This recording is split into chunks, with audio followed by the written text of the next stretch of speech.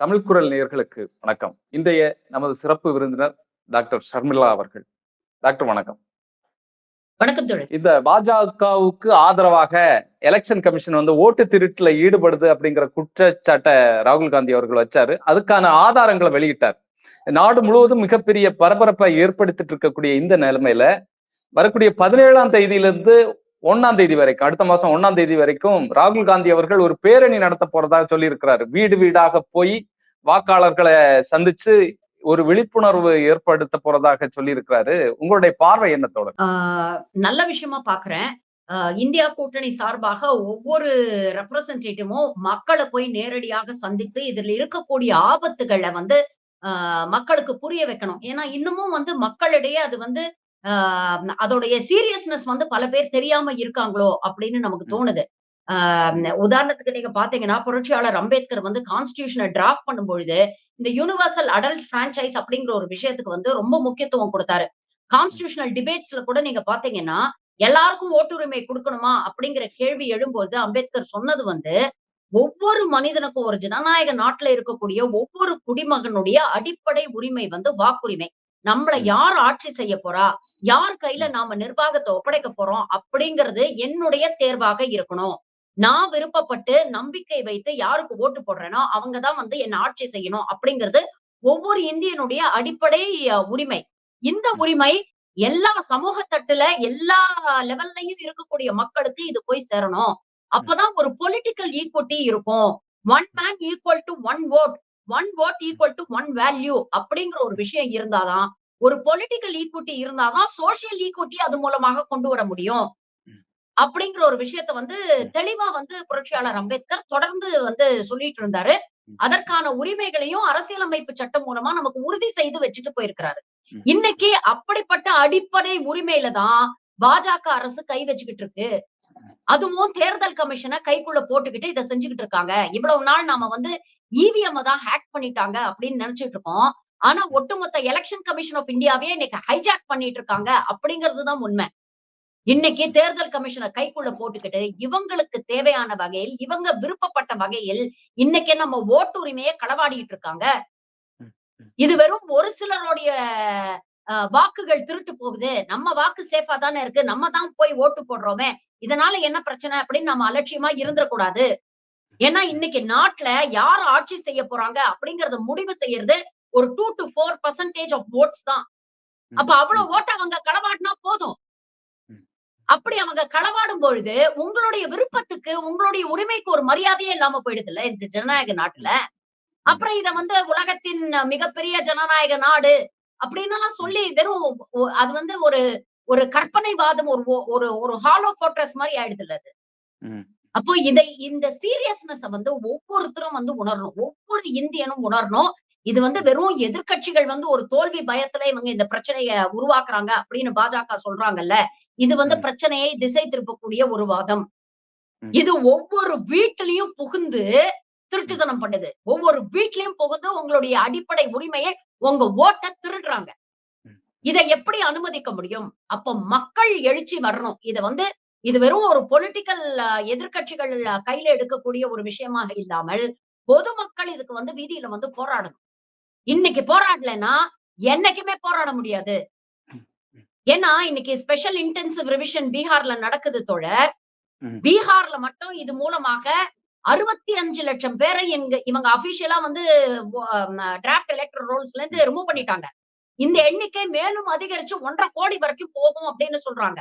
இன்னைக்கு பீகார்ல பண்ணத, அசாம்ல பண்ணத நாளைக்கு மற்ற மாநிலங்கள்லயும் செய்ய போறதா ஏற்கனவே இவங்க அதுக்கான இண்டிகேஷன்ஸ் எல்லாம் கொடுத்துட்டாங்க. அப்படி செய்தார்கள் என்றால் கிட்டத்தட்ட 9 கோடி இந்தியர்களுக்கு மேல் அவங்க வாக்குரிமையை இழக்க நேரிடும். வாக்குரிமை அப்படிங்கிறது வெறும் ஓட்டு போடுறதுக்கு மட்டும் இல்ல. நாளைக்கு நீங்க எலெக்ஷன்ல நிக்கணும்னு நினைச்சாலும், கண்டெஸ்ட் பண்ணணும்னு நினைச்சாலும் உங்களுக்கு அந்த உரிமை இருக்காது. இது எவ்வளவு பெரிய சீரியஸான ஒரு விஷயம் யோசிச்சு பாருங்க. கடந்த நாடாளுமன்ற தேர்தல்ல கிட்டத்தட்ட 25க்கும் மேற்பட்ட தொகுதியில பாஜக வெறும் 33,000 ஓட்டு வித்தியாசத்துல தான் ஜெயிச்சிருக்காங்க. 9 கோடி மக்களுடைய வாக்குரிமையை இவங்க பறிக்கிறாங்கன்னா இது எவ்வளவு பெரிய ஒரு சர்வாதிகார ஆட்சியாக மாறிக்கிட்டு இருக்கு அப்படிங்கறத நாம யோசிச்சு பார்க்கணும். அதனால இது ராகுல் காந்தி இதை கையில எடுத்திருக்கிறது ரொம்ப வரவேற்கத்தக்க ஒரு விஷயம். ஆனா எதிர்க்கட்சிகள் எல்லாருமே இதுல ஒரே ஸ்டாண்ட்ல நின்னு, உறுதியா நின்னு இத மக்கள் கிட்ட கொண்டு போய் இதோட சீரியஸ்னஸ் சேர்க்கணும். இதுல எஸ்ஐஆர பொறுத்த அளவுல வந்து இதுல யார யார நீக்குனீங்க அப்படிங்கிற லிஸ்ட தாங்கன்னு சொல்லி கேக்குறாங்க. எதிர்க்கட்சிகள் கேக்குது. அந்த லிஸ்ட நாங்க தர வேண்டிய தேவை இல்ல. சட்ட ரீதியாக அதுக்கு எந்த இதுவும் இல்ல அப்படின்னு சொல்லி சொல்றாங்க. இப்படி ராகுல் காந்தி கேட்டப்ப கூட இதைத்தான் சொன்னாங்க. ராகுல் காந்தியை அச்சுறுத்துற மாதிரியான வார்த்தைகளை வந்து தேர்தல் கமிஷன் வந்து பயன்படுத்துச்சு. நீங்க பிரமாண பத்திரத்துல உங்களுடைய கம்ப்ளைண்ட எந்தெந்த இது வாக்காளர்கள் வந்து பிரச்சனை இருக்கு அப்படிங்கறதெல்லாம் எழுதி கையெழுத்து போட்டு கொடுங்க. அது தவறாக இருந்தா என்ன நடவடிக்கை அப்படிங்கறத யோசிக்கணும். இப்படி எல்லாம் பேசினாங்க. அப்போ இது வந்து மக்களுக்காக ஜனநாயகத்தை வலிமைப்படுத்துறதுக்காக எலெக்ஷன் கமிஷன் இருக்கு அப்படிங்கறத தாண்டி இது எதிர்கட்சிகளை மிரட்டக்கூடிய இல்லைன்னா வந்து அலட்சியப்படுத்தக்கூடிய வேலையை வந்து தொடர்ந்து பண்ணிட்டு இருக்கேன். எதனுடைய தைரியத்துல இத பண்றாங்க? எலெக்ஷன் கமிஷன் பேசல தோழர். எலெக்ஷன் கமிஷன் மூலமாக பாஜக பேசுகிறது. ஆளும் சர்வாதிகாரிகள் பாசிச அரசு எலெக்ஷன் கமிஷன் மூலமா பேசுகிறது. இங்க ஜனநாயகத்தை குழி தோண்டி புதைக்க முயற்சி பண்றாங்க. கழுத்தை நெரிச்சு கொல்லத்துக்கு முயற்சி பண்ணிட்டு இருக்காங்க. அதனுடைய வெளிப்பாடுதான் எலெக்ஷன் கமிஷனுடைய இந்த பேச்சு, இந்த அடாவடித்தனமான பேச்சு. நியாயமாக எந்தவித பயசும் இல்லாம, எந்தவித சார்பு நிலையும் இல்லாம செயல்படக்கூடிய ஒரு ஆட்டோனாமஸ் இன்ஸ்டிடியூஷனா எலெக்ஷன் கமிஷன் ஆஃப் இந்தியா இருந்திருந்ததுன்னா, ராகுல் காந்தி கொடுத்த அந்த அக்யூசேஷன்ஸ்க்கு, அலிகேஷன்ஸ்க்கு அவங்க என்ன பதில் சொல்லியிருக்கணும்? அப்படியா, உங்ககிட்ட தரவுகள் இருக்கா? எங்க கிட்ட கொடுங்க. நாங்க இன்வெஸ்டிகேட் பண்றோம். தவறு இருக்கும் பட்சத்தில் அதுல நாங்க தகுந்த நடவடிக்கை எடுக்கிறோம் அப்படின்னு அல்லவா ஒரு எலெக்ஷன் கமிஷன் ஆஃப் இந்தியா சொல்லியிருக்கணும். மாறாக என்ன சொல்றாங்க? ஸ்வோன் அஃபிடவிட் கொடுங்க, அண்டர் ஓத் கொடுங்க அப்படின்னு சொல்லி அவரை டார்கெட் பண்றாங்க. இது கிளாசிக் பாஜகவுடைய இதுதானே. இன்னைக்கு இந்த இந்த எஸ்ஐஆர் நீங்க பாத்தீங்கன்னா எல்லா கட்சிகளும் விமர்சனம் பண்றாங்க. ஆனா தென்னை மரத்துல தேள் கொட்டினா பனை மரத்துல ஏன் நெறி கட்டுது அப்படிங்கிற கதையா தேர்தல் கமிஷனை நோக்கி ராகுல் காந்தி கேள்வி எழுப்புறாருன்னா பாஜகவுக்கு ஏன் பதட்டம் வருது? பாஜக ஏன் இவ்வளவு ஸ்ட்ராங்கா ரியாக்ட் பண்ணுது? இதை யோசிக்கணும் இல்லையா? அப்போ யாருடைய கைக்கூலியாக தேர்தல் கமிஷன் வந்து இன்னைக்கு செயல்பட்டு இருக்கிறாங்க? தேர்தல் கமிஷனுடைய தேர்வு, அங்க இருக்கக்கூடிய அந்த அதிகாரிகளோட தேர்வுல வந்து இவங்க எவ்வளவு தூரம் இவங்க கையில எடுத்து 2024 தேர்தலுக்கு முன்னால சீஃப் ஜஸ்டிஸ் ஓவர் நைட்ல தூக்கிட்டு இவங்களுடைய கேபினட் மினிஸ்டர் ஒருத்தரை கொண்டு வந்து வச்சு எப்படி எல்லாம் பண்ணாங்க. இன்னைக்கு இருக்க ஞானேஷ்குமார் யாரு? அமித்ஷாவுக்கு கீழே ஒன்றிய உள்துறை அமைச்சகத்துக்கு கீழே அமித்ஷாவுடைய பேச்சை கேட்டு வேலை செஞ்சுட்டு இருந்தவர் தானே இன்னைக்கு தேர்தல் கமிஷனரா இருக்கிறாரு, சீஃப் எலெக்ஷன் கமிஷனரா. அப்ப அவர் எப்படி நடுநிலை இல்லாம பயஸ் இல்லாம எப்படி செயல்படுறாருன்னு நம்ம எப்படி நம்புறது? இப்ப ஸ்பெஷல் இன்டென்சிவ் ரிவிஷனுக்கான இவ்வளவு அவசர தேவை என்ன அப்படிங்கிற ஒரு அடிப்படை கேள்வியை நம்ம கேட்கணும் இல்லத்தோட. போன முறை பீகார்ல ஸ்பெஷல் இன்டென்சிவ் ரிவிஷன் நடந்தோம்னா 2 வருடங்கள் நடந்திருக்கிறது. ஏன்னா அது அவ்வளவு எக்ஸாஸ்டிவ் ப்ராசஸ். கிட்டத்தட்ட 8 கோடி மக்கள் இருக்கிறாங்க பீகார்ல. தமிழ்நாடுடைய பாப்புலேஷன் 8 கோடி மக்கள். அப்ப ஒவ்வொரு மக்களுடைய அவங்களுடைய அந்த ஐடென்டிட்டி எல்லாம் செக் பண்ணி அவங்களுக்கு ஓட்டுரிமை இருக்குன்னா அவங்களை இன்க்ளூட் பண்ணி எவ்வளவு ஒரு ஸ்பெஷல் இன்டென்சிவ் ரிவிஷன் ஏன் சொல்லணும்? ரிவிஷன் அப்படின்னா அதுல 3 விஷயங்கள், 3 காம்பனன்ட் வருது. ஒண்ணு, அது வந்து அக்யூரேட்டா இருக்கணும். நீங்க வெளியிடக்கூடிய அந்த ஓட்டர் லிஸ்ட் வந்து அக்யூரேட்டா இருக்கணும்.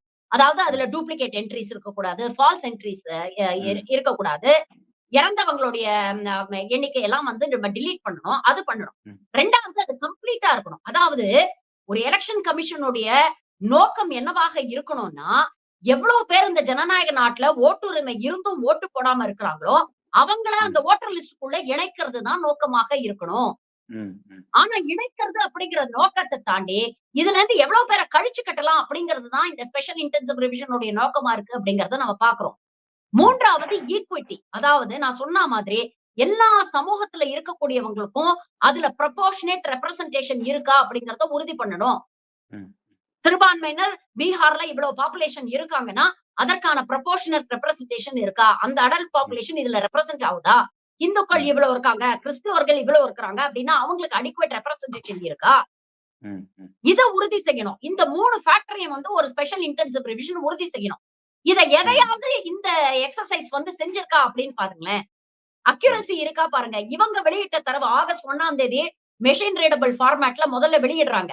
அதுல இருந்து ஏகப்பட்ட குளறுபடிகளை எதிர்க்கட்சிகள் வெளியில கொண்டு வந்த உடனே அதை அப்படியே டிலீட் பண்ணிட்டு வெறும் ஸ்கேன்டு காப்பீஸ வந்து அப்லோட் பண்றாங்க. ஏன் இந்த திருட்டுத்தனம்? ஏன்னா எதிர்க்கட்சிகள் வந்து இதை வெரிஃபை பண்ணக்கூடாதுன்னு ஏன் நீங்க நினைக்கிறீங்க? நீங்க உண்மையிலேயே நேர்மையா, நியாயமா ஒரு ரிவிஷன நீங்க பண்ணியிருந்தீங்கன்னா, உங்களுக்கு என்ன பயம்? அந்த ம், தரவுகள போட வேண்டியது தானே! ம், ம், மகாராஷ்டிரா விஷயத்திலயும் அததானே ராகுல் காந்தி கேட்டாரு. சிசிடிவி ஃபுட்டேஜ் குடுங்க. அது எப்படி 5 மணிக்கு மேல இவ்ளோ பேர் வந்து ஓட்டு போடுவாங்க. நாங்க செக் பண்ணோம். சிசிடிவி ஃபுட்டேஜ் குடுங்கன்னா, ஏன் குடுக்க மறுக்கிறீங்க? ம், மடியில கனம் இருந்தா தானே உங்களுக்கு பயம் வரும். உங்களுக்கு எந்த பயமும் இல்ல. நீங்க நேர்மையானவர்கள், சத்திய கீர்த்திகள், ஜனநாயக முறையில இந்த தேர்தல நீங்க நடத்தி முடிச்சிருக்கிறீங்க. அப்படின்னா, தரவுகள தூக்கி போட வேண்டியது தானே. இந்தாங்கப்பா செக் ம், பண்ணிக்கங்க. அப்படின்னு ம், சொல்ல வேண்டியது தானே. ம், ம், ம். ரிசல்ட்டையே இந்த ஆக்சுவல் வோட்டிங் பெர்சன்டேஜே 12 நாள் கழிச்சு ரிலீஸ் பண்ணாங்கங்க. யோசிச்சு பாருங்க. எந்த அளவுக்கு இன்காம்பிட்டன்ட்டா இருக்கு இந்த எலக்ஷன் கமிஷன் ஆஃப் இந்தியா அப்படிங்கறத யோசிச்சு பாருங்க. ம். ஊழல் பாஜகவுக்கு சார்பா இவங்க நடக்குறாங்க அப்படிங்கிற குற்றச்சாட்ட தாண்டி இன்காம்பிட்டன்சி 10 வருஷம் முன்னால வந்து நாடு முழுக்க நம்ம தேர்தல நடத்தணும். ஆ நம்ம வந்து வெறும் 10 நாட்கள்ல 20 நாட்கள்ல நடத்தி முடிச்சுட்டோங்க. இன்னைக்கு அதே நாடாளுமன்ற தேர்தல்ல இன்னைக்கு டிஜிட்டல் இந்தியாவா மாறிட்டோம். எல்லாத்தையும் டிஜிட்டைஸ் பண்ணிட்டோம். அவ்ளோ கனெக்டிவிட்டி இருக்கு. அவ்ளோ இன்ஃப்ராஸ்ட்ரக்சர் இருக்கு. ஆனா 3 மாசம் நடத்துறீங்க நீங்க தேர்தல. ம். மார்ச்ல ஆரம்பிச்சு ஜூன்ல தான் ரிசல்ட் வருது. அப்ப எந்த அளவுக்கு வந்து ஒரு ஆளும் கட்சிக்கு ஆதரவாக இவங்க வந்து ஒரு செயல்படுறாங்க அப்படிங்கிறதெல்லாம் யோசிச்சு பாருங்க. ம், ம், இதுல வந்து அக்யூரசி இல்ல, கம்ப்ளீட்னஸ் இல்ல, ஒரு ஈக்விட்டி இல்ல. கடைசியில நீங்க லிஸ்ட்ட ரிலீஸ் பண்ணும்போது வெறும் நம்பர்ஸ தான் சொல்றீங்க. அதுல எத்தன ம், பேர வந்து 65,00,000 பேர வந்து நீக்கியிருக்கோம் அப்படின்னு சொல்றீங்க. ம், அதுல 22,00,000 பேர் இறந்து போயிட்டாங்கங்கிறீங்க. 36,00,000 பேர் பெர்மனன்ட்டா ஷிஃப்ட் ஆயிட்டாங்க. இல்ல அன்ட்ரேசபிள் அப்படின்ற ஒரு விஷயத்த சொல்றீங்க. டூப்ளிகேட் 7,00,000 இருந்தது. அதனால அத நீக்கிட்டோம். டூப்ளிகேட் வோட்ஸ் அப்படின்னு சொல்றீங்க. இது இல்லாம ரெஜிஸ்டர் பண்ணாதவங்க எவ்வளவு நம்பர்ஸ்ன்னே உங்களுக்கு தெரியல. ம், ம், ஆனா நீங்க 65,00,000ன்னு ஒரு நம்பர் குடுக்குறீங்க. அப்போ வெறும் நம்பர குடுத்துட்டு, இதுல பேர குடுக்கலன்னா, இப்ப வோட்டர் லிஸ்ட்ல இருந்து நீக்கப்பட்டவங்க எப்படி வெரிஃபை பண்ண முடியும்? ம், நாம நீக்கப்பட்டிருக்கோமா, இல்லையாங்கிறது அவங்களுக்கு எப்படி தெரியும்? அப்ப அவங்களுக்கு அத தெரியப்படுத்துறதுக்கு நீங்க என்ன முயற்சி எடுத்திருக்கீங்க? இல்ல வோட்டர் லிஸ்ட்லயே இணைக்கப்படாதவங்கள இணைக்கிறதுக்கு நீங்க என்ன முயற்சி எடுத்திருக்கீங்க? இப்போ நீங்க 15 நாள் செப்டம்பர் 30ஆம் தேதி வரைக்குமோ என்னமோ டைம் குடுக்குறீங்க. ஆமாமா. இப்ப ஆரம்பிச்சு கிட்டத்தட்ட ஒரு 40 நாள். இந்த ம், 40 நாளுக்குள்ள விட்டு போனவங்கலாம் ஃபார்ம கொண்டு வந்து குடுத்து சேர்ந்துக்கங்க. அப்படிங்கிற ஒரு கூத்த வந்து நீங்க நடத்துறீங்க. பீகார்ல கடுமையான மழை பெஞ்சுகிட்டு இருக்கு தோழர். ம், வீடு வாசல்லாம் இழந்துட்டு நடு தெருவுல நிக்கிறாங்க. நீங்க என்ன க ந இ இப் இப்படிப்பட்ட ஒரு சூழ்நிலையில, அவன் தன்னுடைய உடைமைகள காப்பாத்திக்கணும் அப்படின்னு நெனைப்பானா? இல்ல தேர்தல் கமிஷனை நோக்கி உங்களுக்கு என்ன டாக்குமெண்ட் வேணும் அப்படின்ட்டு அத தூக்கிட்டு வந்து தன்ன வந்து வோட்டர் லிஸ்ட்ல இணைச்சுக்கணும்னு நெனைப்பானா? ம். நீங்க இந்த ஸ்பெஷல் இன்டென்சிவ் ரிவிஷனுக்கு என்ன காரணம் சொன்னீங்க முதல்ல? அடிப்படை காரணம் என்ன? வெளிநாட்டுகள்ல இருந்து எல்லாரும் இங்க வந்து ரெஃப்யூஜிஸா செட்டில் ஆயி, இங்க வந்து ஓட்டுரிமை பெற்றிருக்கிறாங்க. டெமோகிராஃபிய மாத்துறாங்க. அதுதானே ம், உங்களுடைய ம், அடிப்படை ம். ஆமா. குற்றச்சாட்டா இருந்தது. ம், இப்ப வெளிநாட்டுக்காரர்கள் எத்தன பேருக்கு இங்க ஓட்டுரிமை இருக்கு அப்படிங்கிற தரவுகள ஏன் குடுக்க மாட்டேங்கிறீங்க?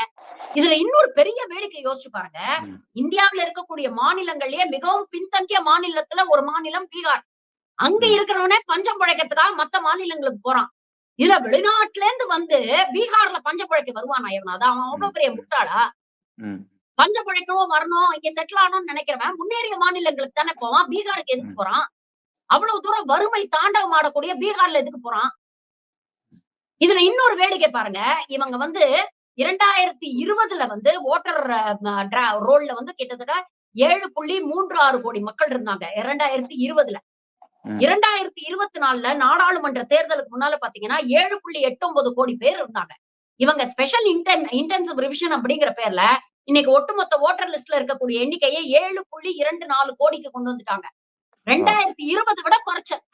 ம், ஆனா, பீகார்ல தான் ஃபெர்டிலிட்டி ரேட் ஜாஸ்தி. கிட்டத்தட்ட 28.5% அடல்ட் ம், பாப்புலேஷன் வந்து உயர்ந்திருக்கிறது. ம், இன்னைக்கு இன்னைக்கு ஓட்டு போட தகுதி இருக்கிறவங்க பார்த்தீங்கன்னா, 2007 1லேருந்து 7 அந்த வாக்குக்குள்ள அவங்க பிறந்திருப்பாங்க வச்சுக்கங்களேன். ம், ம், அப்படி இருக்கும் பொழுது, எப்படி உங்களுடைய அடல்ட் பாப்புலேஷன் ஒரு பக்கம் ஏறிக்கிட்டே இருக்கும் பொழுது, எப்படி உங்களுடைய வோட்டர் லிஸ்ட்ல இவ்வளவு குறையும்? ம், ம், இதெல்லாம் கேட்க வேண்டிய கேள்விகள்ல. இந்த கேள்விகளுக்கெல்லாம் எலக்ஷன் கமிஷன் என்னைக்கு பதில் சொல்லப் போகுது? ம், இது மட்டும் இல்ல. இன்னொரு விஷயமும் சொல்றேன் தோழர். இன்னைக்கு 65,00,000 பேர வந்து இவங்க நீக்கி இருக்கிறாங்கல்ல. ம், இப்போ இந்த வெளியிட்டு இருக்கிற இந்த லிஸ்ட் ஃபைனல் லிஸ்ட் கிடையாது. ம். 65,00,000 பேர நீக்குன இந்த ஸ்பெஷல் இன்டென்சிவ் ரிவிஷன்ல இந்த நிமிஷம் வரைக்கும் ஒருத்தர கூட வோட்டர்ன்னு ஆட் பண்ணல. அப்போ உங்களுடைய நோக்கம் என்ன? எவ்வளவு பேர கழிச்சு கட்டணுமோ அதுதான் உங்களுடைய நோக்கம். ம். ஓட்டுரிமை இருந்தும் அத பயன்படுத்தாதவங்கள இதுல கொண்டு வந்து சேர்க்கணும் அப்படிங்கிறது உங்களுடைய நோக்கம் இல்ல. ம். இந்த ஃபைனல் லிஸ்ட்லயும் நெறைய பேர பிஎல்ஓஸ் வந்து இந்த ஃபார்ம ரிசீவ் பண்ணாதவங்க நாட் ரெக்கமெண்டட்ன்னு பிராக்கெட்ல போட்டிருக்காங்க. ஓ! இந்த நாட் சரி. ரெக்கமெண்டட் என்ன அப்படின்னு கேட்டானா, இந்த எலக்ஷன் கமிஷன் என்ன பதில் சொல்லுதுன்னா, பிஎல்ஓஸ் ரெக்கமெண்ட் பண்றாங்க. நாட் ரெக்கமெண்டட் அப்படின்னு போட்டாங்கன்னா, இவங்களுக்கெல்லாம் வந்து ப்ராப்பரான ப்ரூஃப் எல்லாம் இல்ல. சோ இத ம். வந்து நீங்க வந்து திரும்ப வந்து அவங்க கிட்ட ப்ரூஃப் கேட்கலாம். ப்ரூஃப் கேட்டுட்டு அவங்க கிட்ட சஃபிஷியன்ட் ப்ரூஃப் குடுத்தாங்கன்னா நீங்க சேர்க்கலாம். இல்லன்னா டிலீட் பண்ணலாம்னு அர்த்தம். ம். வோட்டர் லிஸ்ட்ல நாட் ரெக்கமெண்டட்ன்னு போட்டிருந்ததுன்னா. இப்ப ம். இத வச்சு என்ன பண்ணுவாங்க அப்படிங்கிறதையும் சொல்றேன். தொகுதி வாரியாக இவங்களுக்கு தேவையில்லன்னு நினைக்கக்கூடியவங்கள இவங்க டிலீட் பண்ணுவாங்க. ம். உங்க பேரு ராமா இருந்தா, உங்களுக்கு எந்த வித பிரச்சனையும் இல்ல. ஏதோ ஒரு டாக்குமெண்ட்ட குடுப்பா அப்படின்னு கேட்டு வாங்கிட்டு உங்கள சேர்த்துக்குவாங்க. அதே உங்க ம். பேர் ரஹீமா இருந்தா, இல்ல ராபர்ட்டா ம். இருந்தா என்ன பண்ணுவாங்க? ம். இல்ல இந்த ஆதாரம்லாம் பத்தாது அப்படின்னு சொல்லிட்டு உங்களை நீக்குவதற்கான வாய்ப்பு இருக்கு. அப்படி ம். திரும்ப ரிவிஷன் பண்ணி ஃபைனல் லிஸ்ட் வருது இல்லையா தேர்தலுக்கு முன்னால, ம். அதுல கிட்டத்தட்ட 1,50,00,000 கோடி பேர நீக்குவாங்க அப்படின்னு சொல்றாங்க. 8.18 கோடி அடல்ட் பாப்புலேஷன் பீகார்ல இருக்கிறதுல 1,50,00,000 கோடி பேர நீங்க வந்து தேர்தல் வோட்டர் லிஸ்ட்ல இருந்து நீங்க நீக்குறீங்கன்னா, இது எவ்வளவு பெரிய ஜனநாயக படுகொலை. ம். உலகத்துல எந்த நாட்டிலயுமே இது போன்ற ஒரு டிஸ்என்ஃபிரான்சைஸ்மென்ட் ஆனதே கிடையாதுங்க. இது ம். முதல் முறையாக மோடியுடைய மாஸ்டர் ஸ்ட்ரோக்ன்னு வேணா இதையும் சொல்லிக்கங்க. அவருடைய மத்த விளங்காத மாஸ்டர் ஸ்ட்ரோக் இருக்குல்ல, அந்த மாதிரி ம். இதுவும் ஒரு மாஸ்டர் ஸ்ட்ரோக். அப்படின்னு சங்கிகள் வேணா இத புகழலாம். ம். ஆனா இன்னைக்கு வந்து ஒரு ஜனநாயக படுகொலை நடந்துகிட்டு இருக்கு அப்படிங்கிறது தான் உண்மை. ம். இதுல இப்ப ஓட்டு திருட்டு குற்றச்சாட்டு வந்த பிறகு, இப்ப பல மாநிலங்கள்ல இருந்து, இப்போ டெல்லியாக இருக்கட்டும், அது மாதிரி வந்து ஒடிஷா, இப்போ சமீபத்துல ஆந்திரா வந்திருக்கு. அது மாரி கேரளத்துல வந்து ஒரே ஒரு பிஜேபி பாராளுமன்ற உறுப்பினராக இருக்கக்கூடிய சுரேஷ் கோபி. எல்லாருடைய கே அ வெற்றியும் வந்து கேள்விக்குள்ளாக்கப்படுது. ஒடிஷால என்ன சொல்றாங்கன்னா, 30% வரைக்கும் வாக்கு வந்து உயர்ந்திருக்கு அப்படின்னு சொல்றாங்க. அந்த எவ்வளவு ஓட்டு போட்டாங்களோ, அத விட 30% வரைக்கும் ஓட்டுகள் வந்து பாதி பாராளுமன்ற தொகுதிகள்ல ஒசந்திருக்கு அப்படின்றாரு. அது மாதிரி ஆந்திராவுல பார்த்தீங்கன்னு சொன்னா, ஒரு 12% வரைக்கும் வந்து ஓட்டுக்கள் வந்து ஒசந்திருக்கு அப்படின்னு சொல்றாங்க. இத குற்றச்சாட்டுகள் பார்க்கிறதா? இல்லன்னா இவங்க தோத்ததுக்கான காரணம் இதுதான். இல்லன்னா நாங்க வெற்றி அடைஞ்சிருப்போம். இப்படின்னு சொல்ற மாரி எடுத்துக்கலாம். ஆன்டி இன்கம்பன்சி அப்படிங்கிறது எல்லா அரசுக்கும் இருக்குங்க. ம். அதுக்கு வந்து பாஜகவோ இல்ல காங்கிரஸோ விதிவிலக்கு கிடையாது. ஆன்டி ம். இன்கம்பன்சி எல்லா அரசுக்கும் இருக்கும். ராகுலுடைய அந்த வாதத்த வந்து நம்மளால முழுமையாக ஏத்துக்க முடியல. அந்த பிரஸ் ம். கான்ஃபரன்ஸ்ல பேசும்பொழுது ராகுல் காந்தி சொல்றாரு, ஆன்டி இன்கம்பன்சி இருக்கு. அப்படி இருக்கும்பொழுது பிஜேபி எப்படி 3வது முறையாக ஜெயிச்சு ஆட்சியை பெற முடியும்? அப்படிங்கிற ஒரு கேள்விய வந்து அவர் கேட்கிறாரு. அப்படி ம். பார்த்தா காங்கிரஸ் 65 வருடங்கள் ஆட்சி செய்ததே. அப்ப அத நாம ம். கேள்வி கேட்கலாம் இல்லையா? அப்போ ம். அதே மாரி எக்ஸிட் போல்ஸ சொல்றாரு. எக்ஸிட் போல்ஸ்ல பல மாநிலங்கள்ல காங்கிரஸ் முன்னிலையில இருக்கு அப்படின்னு சொன்னாங்க. அங்கெல்லாம் வந்து ம். வந்து நாம வந்து தோல்வி அடைஞ்சிருக்கோம். அப்ப அதுல ஏதோ ஒரு திருத்தம் இருக்கு அப்படின்னு. ம். ஆனா இதே எக்ஸிட் போல்ஸ் தான் மோடி 350 சீட்டுக்கு மேல ஜெயிப்பாரு, ஆட்சிய பிடிப்பாரு அப்படிங்கிற ஒரு விஷயத்த சொன்னாங்க. அப்போ ம். நீங்க யோசிச்சு பாருங்க. அ ஒ ஒரு திருட்டுத்தனம் பண்ணணும்னாலும், அத அளவா பண்ணணும் அப்படிங்கிறத பாஜக நல்லா தெரிஞ்சு வச்சிருக்கு. நீங்க ம். வந்து ஓவரால் ம ம திருட்டுத்தனம் பண்ணீங்கன்னா, உங்களுடைய குட்டு வெளிப்பட்டுரும். அப்ப ஏதாவது ம். இந்த திருட்டுத்தனத்த ஏன் அவங்க தமிழ்நாட்டுல பண்ணல? ம். தமிழ்நாட்டுல ஏன் 40க்கு 40 திமுக அடிச்சது?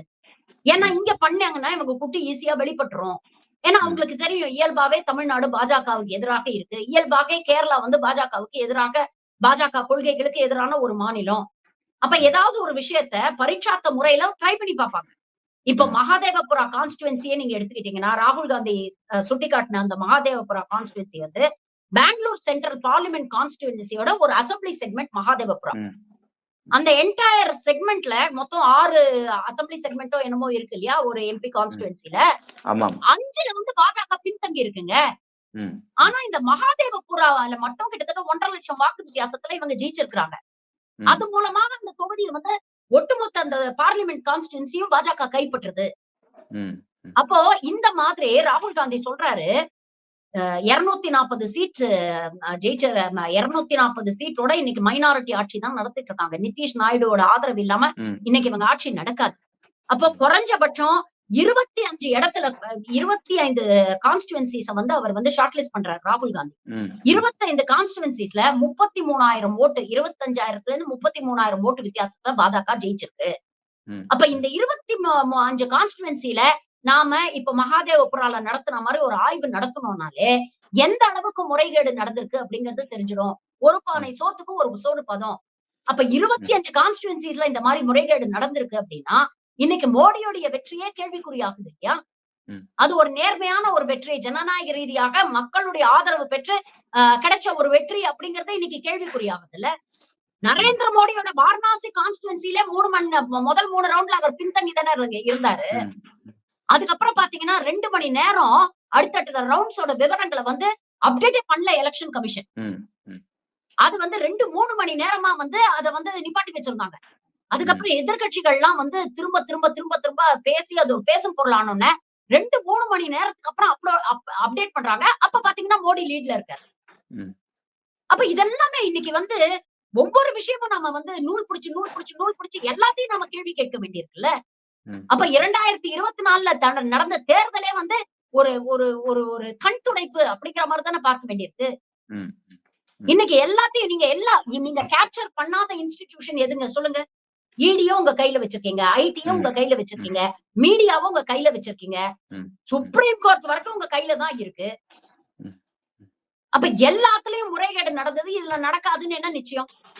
அதுதான் வந்து கேக்குறாங்க. நீங்க உண்மையிலேயே நேர்மையாக, நடுநிலையாக நீங்க இந்த தேர்தலை நடத்திருந்தீங்கன்னா ஆதாரத்தை தூக்கி கொடுத்துட்டு போக வேண்டியது தானங்க. ஏன் பயப்படுறீங்க? ஏன் மூடி மறைக்கிறீங்க? தேர்தல் பத்திரங்கள் விஷயத்திலயும் இதுதானே பண்ணாங்க. மூடி மறைச்சு கடைசியில சுப்ரீம் கோர்ட் அழுத்தம் கொடுத்ததுக்கு அப்புறம் தானே உண்மை வெளியில வந்துச்சு. அப்புறம் தானே தெரிஞ்சிச்சு எத்தனை கார்ப்பரேட் கம்பெனிகளுக்கு இவங்க கான்ட்ராக்ட கொடுத்து பதிலுக்கு இவங்க கல்லா கட்டி இருக்கிறாங்க, எத்தனை பேரை ஈடிய வச்சு மிரட்டி இவங்க கல்லா கட்டி இருக்கிறாங்க அப்படிங்கறது அதுக்கப்புறம் தானே தெரிய வந்தது.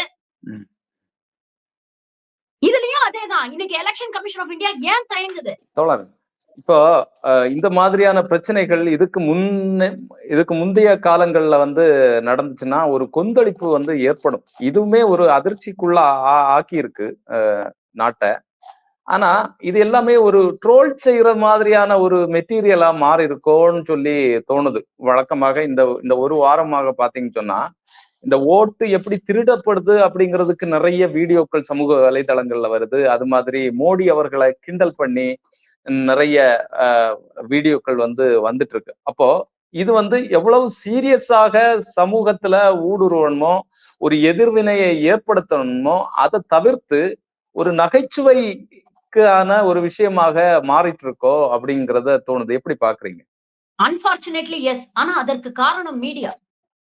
இங்க வந்து ஜனநாயகத்தின் 4வது தூண் அப்படின்னு சொல்லக்கூடிய மீடியாவுடைய செயல்பாடு கடந்த 10 வருஷமா எப்படி இருக்குங்க? எல்லாரும் மோடியோடைய வீட்டு வாசல்ல கட்டி வச்ச நாய்க்குட்டிங்க மாதிரி தானே செயல்படுறாங்க. I am sorry for my harsh words but that is the reality. இன்னைக்கு இருக்கக்கூடிய மெயின் ஸ்ட்ரீம் மீடியா எல்லாமே இவங்க கையில இவங்க பாக்கெட்ல தானங்க இருக்கு. மோடியுடைய புகழ் பாடுறதுக்கே இவங்களுக்கு நேரம் சரியா இருக்க. இவ்வளவு பெரிய ஒரு ஜனநாயக படுகொலை நடந்திருக்கு. இந்நேரத்துக்கு மீடியா இதை எந்த அளவுக்கு மக்கள் கிட்ட கொண்டு போய் சேர்த்திருக்கணும். அதுக்கு ஏதாவது முயற்சி பண்றாங்களா? ஏதாவது மெயின் ஸ்ட்ரீம் மீடியால இத பத்தி ஆரோக்கியமான ஒரு டிபேட் நடக்குதா? எல்லாரும் ராகுல் காந்தியை டார்கெட் பண்றாங்கங்க. அவர் பொய் சொல்றாரு. நேத்து பாருங்க தினமலர்ல வெக்கமே இல்லாம ஒரு ஆர்டிகல் எழுதுறான். ராகுல் காந்தி வந்து பொய் சொல்றாரு. இவ்வளவு தரவுகள், இவ்வளவு ஆதாரங்களோட வெட்ட வெளியில ஒரு பிரஸ் கான்ஃபரன்ஸ் வச்சு எல்லாத்தையும் போட்டு உடைச்சிருக்கிறாரு. ராகுல் காந்தி பொய் சொல்றாருன்னு ஒரு மீடியா எழுதுதுன்னா எந்த அளவுக்கு மீடியாவுடைய முதுகெலும்ப வந்து இவங்க உடைச்சு வச்சிருக்காங்க அப்படிங்கறத யோசிச்சு பாருங்க. நாட்டுல ஜனநாயகத்தை காப்பாற்ற வேண்டியது, ஆளும் கட்சியை கேள்வி கேட்க வேண்டியது தாங்க மீடியாவோட கடமை. ஆனா இன்னைக்கு ஆளுங்கட்சி கிட்ட இருந்து இவங்க காசை வாங்கிக்கிட்டு வாயை மூடிக்கிட்டு இருக்கிறாங்கன்னா இது மக்களுக்கு செய்யக்கூடிய துரோகம். ஒரு விஷயம் வந்து பீப்புள்ஸ் மூவ்மெண்டா எப்படிங்க மாறும்? மக்களுக்கும் அரசுக்கும் நடுவுல இருக்கக்கூடிய பாலம் தானே ஜேர்னலிஸ்டிக் ஃப்ரெட்டர்னிட்டி மீடியா. இதுதாங்க பாசிச அரசுடைய போக்கு. ஹிட்லர் காலத்துல நடந்தது தானே இன்னைக்கும் நடந்துகிட்டு இருக்கு. ஒட்டுமொத்த மீடியாவையும் கையில தூக்கி வச்சுக்கிட்டாங்கன்னா மக்களுக்கு என்ன செய்தி போய் சேரணுமோ அதையே அவன் தாங்க முடிவு பண்றான். மக்கள் எதை பத்தி பேசணும், எதை விவாதிக்கணும், எதை பத்தி அவங்களுக்கு போய் சேரக்கூடாது, எதை வந்து அவங்க கிட்ட இருந்து மூடி மறைக்கணும், இது எல்லாத்தையும் முடிவு பண்றது அங்க உட்கார்ந்து இருக்கிற ஆளும் பாஜக அரசு. ம். அப்படி இருக்கும் பொழுது இத எப்படி நீங்க வந்து இது பண்ண முடியும்? சோசியல் மீடியால பேசுறவங்க ஒரு சில பேர தவிர, பெரும்பாலானவர்கள் ஒரு பொழுதுபோக்குக்காக சோசியல் மீடியால இருக்கிறாங்க. ம். உண்மையிலேயே களமாடக்கூடிய சோசியல் மீடியால இது போன்ற விஷயங்களுக்கு களமாடக்கூடியவர்கள் அப்படிங்கிறது மிகவும் சொற்பமானவர்கள். ம். அவங்க இந்த விஷயத்த சீரியஸா தான் பேசிட்டு இருக்காங்க. ம். ஆனா, நமக்கு இப்போ வந்து அந்த போக்கு வந்து ஆஃப் லேட் சோசியல் மீடியா அதிகமானதுக்கு அப்புறம் பார்த்தீங்கன்னா, எல்லா விஷயத்தையும் வந்து ஒரு காமெடி மூலமாக நீர்த்து போக செய்யக்கூடிய ஒரு விஷயம் இருக்கு இல்லையா? அது ம். இன்னைக்கு ம். மக்களிடையே வந்து ரொம்ப அதிகமாயிடுச்சு. ம். ம். அது ஒரு தவறான ஒரு விஷயம் தான். எத வந்து ம். நம்ம காமெடி பண்ணணுமோ, அத நம்ம காமெடி பண்ணலாம். ஆனா, ம். எத சீரியஸா விவாதிக்கணுமோ, அத நாம சீரியஸா விவாதிக்கணும். அந்த ம். சோசியல் ரெஸ்பான்சிபிலிட்டி சோசியல் மீடியாவ பயன்படுத்தக்கூடிய ஒவ்வொரு நபருக்கும் இருக்கணும் இல்லையா? ம். ம். ம். நிச்சயமா. அன்பார்ச்சுனேட்லி இத வந்து இதற்கெல்லாம் முக்கியமான ஒரு குற்றச்சாட்ட நான் மீடியா மீது தான் வைப்பேன். ம். எத பேசணுமோ, எந்த கோர் இஷ்யூஸ பேசணுமோ, அத பத்தி பேச மாட்டேங்கிறாங்க. ம். இன்னைக்கு பாருங்க, இந்த விஷயம் வந்து வைரல் ஆயிட்டு இருக்கு அப்டின்னோனே, உடனே வந்து இவங்களோட அந்த சங் பரிவார் கும்பல விட்டு, யுபில இருக்கக்கூடிய ஏதோ ஒரு ஒரு மாஸ்க திரும்ப டார்கெட் பண்றாங்க. இதற்கு ம். கீழ அடியில சிவன் கோவில் இருந்தது. இப்ப வந்து இவங்க இடிச்சுட்டு மாஸ்க்க கட்டிட்டாங்க. எப்படி அழகா இந்த மத துவேஷத்தை வச்சு, பிரிவினைவாதத்த வச்சு, மக்களுடைய கவனத்தை திசை திருப்ப முயற்சி பண்றாங்க பாருங்க. ம். எதுவா இருந்தாலும் எக்கானமி வந்து இவ்வளவு மோசமா இருக்கேன்னா, "ஐயய்யோ! அத பத்தி பேசாத. அங்க பாரு இந்துக்களுக்கு ஆபத்து. ம். விலைவாசி அதிகரிச்சுட்டே அத பத்தி நீ ஏன் கவலைப்படுற? இந்துக்களுக்கு ஆபத்து. ம். பெட்ரோல், டீசல் விலை இன்னும் குறையலையே. அத பத்தி நீ ஏன் கவலைப்படுற? இந்து மக்களுக்கு ஆபத்து." ம். இப்படி சொல்லி, சொல்லி, சொல்லி, சொல்லி வெறுப்ப வந்து விதைச்சு, விதைச்சு, விதைச்சு, விதைச்சு மக்களுடைய சிந்திக்கும் திறனையே இன்னைக்கு மழுங்கடிச்சுட்டாங்கங்க. ம். இல்ல மறுபடியாக இப்போ இந்திய நாட்டுல வந்து எதிர்க்கட்சிகள் வந்து வலுவாக இந்த எலக்ஷனுக்கு முன்னால 2024 எலக்ஷனுக்கு முன்னால ரொம்ப வலுவாக இருந்தது மாதிரியான ஒரு தோற்றம் ஏற்பட்டது. இப்ப இதனுடைய பின்னணியில இந்த கட்சிகள் எல்லாமே மீண்டும் ஒருங்கிணைஞ்சு வலுவான ஒரு ஜனநாயகத்தை நிலைநாட்டுறதுக்கான வாய்ப்பு இருக்கு. சரி 2014க்கு முன்னால எல்லாம் பெர்ஃபெக்ட்டா இருந்ததான்னு கேட்டீங்கன்னா, இல்ல. அன்னைக்கும் வந்து ம். லூப் ஹோல்ஸ் எல்லாம் இருந்தது. அன்னைக்கும் ம். எலக்ஷன் கமிஷன்ல ஒரு சார்பு நிலை எடுத்து வந்து அவங்க செயல்பட்டுருக்கலாம். இல்லன்னு சொல்லல. ம். ஆனா, ம். இப்போ வந்து டோட்டலா இருக்கக்கூடிய மக்களுக்கு வந்து ஆட்டோனாமஸ் இன்ஸ்டிடியூஷன்ஸ் எந்த சார்பு நிலையும் எடுக்காம செயல்படக்கூடிய எல்லா இன்ஸ்டிடியூஷன்ஸையும் இவங்க வந்து கபளீகரம் பண்ணி இவங்க கண்ட்ரோல்ல வச்சிருக்காங்கங்க. ம். ம். இன்னைக்கு மக்களுக்கு ஏதாவது ஒரு பிரச்சனை, ஒரு நேஷனல் இஷ்யூவே எடுத்துக்கங்களேன். அந்த நேஷனல் இஷ்யூல ஒரு தீர்வு வேணும்னா நம்ம எங்க போவோம்? நமக்கு கடைசி ரிசார்ட் என்ன? நீதிமன்றம் தானே! ம். ம். ஆனா இன்னைக்கு இந்த நீதிமன்றத்திலேயே வந்து இந்த ஸ்பெஷல் இன்டென்சிவ் ரிவிஷன பத்தி இவ்ளோ விவாதிக்கிறாங்க. இன்னைக்கும் நீதிமன்றம் வந்து ஒரு ஒரு தெளிவான ஒரு ஒரு விஷயத்த வந்து அதுல வலுவான இத முன்வைக்க சொல்லல. மாட்டேங்குது ம். பாருங்களேன். ம். அப்ப மக்களுக்கு என்னதான் வழி? ம். யோசிச்சு பாருங்க. நமக்கு நமக்கு வந்து இருக்கக்கூடிய நியாயம் கேட்பதற்குண்டான அத்தனை வழிகளையும் ஒண்ணொன்னா, ஒண்ணொன்னா, ஒண்ணொன்னா, ஒண்ணொன்னா குளோஸ் பண்ணிட்டு இருக்கிறாங்க. ம். இன்னொரு பக்கம் உங்க கவனத்த திசை திருப்பிட்டு, உங்களுடைய அடிப்படை உரிமைகள் ஒண்ணொன்னா, ஒண்ணொன்னா, ஒண்ணொன்னா பறிச்சுக்கிட்டு இருக்காங்க. ம். அப்ப கடைசியில என்ன? இது வந்து நம்மளை ஒரு அடிமை நிலைக்கு கொண்டு போற ஒரு விஷயம் தானே! ம். நாளைக்கு கேட்கணும்னு நெனைக்கிற 1, 2 பேர் கேட்டா கூட அவங்கள துரித இப்ப உமர் காலித் எவ்வளவு வருஷமா வந்து உள்ள இருக்கிறாரு? 5 ம். வருஷத்துக்கு மேல ஆச்சுங்க. ம். டெல்லியில வந்து இந்த சிஏஏ, என்ஆர்சி எதிர்த்து புரொடெஸ்ட் பண்ண காரணத்துக்காக 5 வருஷமா உள்ள இருக்கிறாரு. அவர் மீது வலுவான ஆதாரங்கள் இருந்ததுன்னா, இந்நேரத்துக்கு வழக்க நடத்தி அவருக்கு தண்டனை வாங்கி குடுத்துருக்கணுமா இல்லையா? ம். நீங்க வழக்கையும் நடத்த மாட்டேங்கிறீங்க. அவங்களுக்கு பெயிலும் குடுக்க மாட்டேங்கிறீங்க. அப்ப உங்களுடைய நோக்கம் என்ன? தி ப்ராசஸ் இஸ் தி பனிஷ்மென்ட்ன்னு உள்ள வச்சு, "நீ எங்கள எதிர்த்து பேசிட்டியா? நீ அவசப்படு." அப்படின்னு சொல்லி உள்ள வச்சு அவன டார்ச்சர் பண்றீங்க. இதுதான் உமர் காலித் நம்ம சொல்றோம். இப்படி பெயர் தெரியாத எத்தனையோ பேர் இன்னைக்கு வந்து உட்கார்ந்து இருக்கிறாங்கல்ல உள்ள. ம். அப்ப கேள்வி கேட்கிறவன நீ அச்சுறுத்துவ. ம். அப்போ இதை பார்க்கும் பொழுது பெரும்பாலான மக்களுக்கு என்ன தோணும்? ஏன் கேள்வி கேட்கணும்? ஏன் நம்ம வந்து கேள்வி கேட்டு வம்புல மாட்டிக்கணும்? ஏன் போய் வலிய விலை குடுத்து வாங்கணும்? நம்ம பாட்டுக்கு பேசாம இருந்துருவோம். அப்படிங்கிற ஒரு ம். அச்சத்தை நீங்க மக்கள் நடுவுல ஏற்படுத்துறீங்கல்ல. ம். காலப்போக்குல இந்த அச்சம் வந்து அவங்கள வாயில்லா பூச்சிகளா மாத்திருதுல்ல. ம். இது ரொம்ப ஆபத்தான ஒரு விஷயம் இல்ல தோழர். ம். 2014க்கு முன்னால அப்படி இருக்குல்ல. மீடியா ரொபஸ்ட்டா ம். இருந்தது. ஒரு ம். 2G ஸ்கேம எந்த அளவுக்கு கொண்டு போய் மக்கள் கிட்ட ஆமா. சேர்த்தாங்க. எந்த அளவுக்கு பேச வச்சாங்க. ஒரு ஆட்சி மாற்றத்தை கொண்டு வரதுக்கு அது காரணம். அதுல வந்து வேலிடிட்டி இருந்ததான்னு கேட்டீங்கன்னா, இல்ல. அதுக்கப்புறம் அவங்க வந்து ம். வழக்காடி ஆராசா, கனிமொழி எல்லாரும் வெளியில வந்துட்டாங்க. ம், ஆனா ஒரு பொய்யான ஒரு விஷயத்த வச்சு எந்த அளவுக்கு மக்கள் மீது, மக்களோட மனசுல ஒரு கொந்தளிப்பை ஏற்படுத்தி ஒரு ஆட்சியே உங்களால மாத்த முடிஞ்சது. ம். அந்த வீரியம், அந்த அந்த அந்த சீரியஸ்னஸ் இன்னைக்கு ஏங்க வரமாட்டேங்குது? இதே பீகார்ல இவ்ளோ நம்ம ஸ்பெஷல் இன்டென்சிவ் ரிவிஷன பத்தி பேசுறோம்ல. பீகாரோட ம், சிஏஜி ரிப்போர்ட் வந்திருக்கு 1 வாரம் முன்னால. கிட்டத்தட்ட ம், 70,000 கோடிக்கு வந்து கணக்கில்ல அரசாங்கத்துக்கிட்ட. பீகார் அரசாங்கத்துக்கிட்ட 70,000 கோடி செலவு பண்ணதுக்கு கணக்கு இல்லையாம். 1, ம், 2 கோடி இல்லங்க. 70,000 ம், கோடி. ம், சிஏஜி பிளாக் பண்ணியிருக்கான். ம், யாராவது ஏதாவது பேசுறாங்களா அத பத்தி? இதெல்லாம் தானே மீடியா பேசணும். ம், இதெல்லாம் தானே அரசுகிட்ட கேள்வி கேட்கணும். ம், ம். அப்ப எப்படி நம்ம அத எதிர்பார்க்க அப்போ நம்மள வந்து ஒரு டேஞ்சரஸான ஒரு ஒரு திருப்பி வர முடியாத ஒரு வழியில வந்து நம்மளெல்லாம் வந்து ஆ கூட்டி கூட்டிட்டு போறாங்க. இவங்களும் ம். கண்மூடித்தனமா, ஐயோ! விஸ்வகுரு சொல்றாரு. அவர் சொன்னாருன்னா, அதுல ஏதாவது ஒரு அர்த்தம் இருக்கும், காரணம் இருக்கும்னு நெனச்சுட்டு, கண்மூடித்தனமா அவர அவர வந்து நீங்க வந்து பின்தொடர்ந்து போயிட்டு இருக்கு ஒரு கூட்டம். ம், ம், அந்த கூட்டம் தன்ன மட்டும் குழிக்குள்ள தள்ளிக்காம, இருக்க மத்த பேரையும் சேர்த்து கூட்டிட்டு போகுது அப்படிங்கிறது தான் வருத்தமா இருக்கு. ம். சரி தோழர். நிறைய விஷயங்கள், நிறைய கருத்துக்கள் உங்களுடைய இத பேசினீங்க. உங்களுடைய நேரத்திற்கும், உங்களுடைய கருத்துக்கும் நன்றி. நன்றி தோழர்.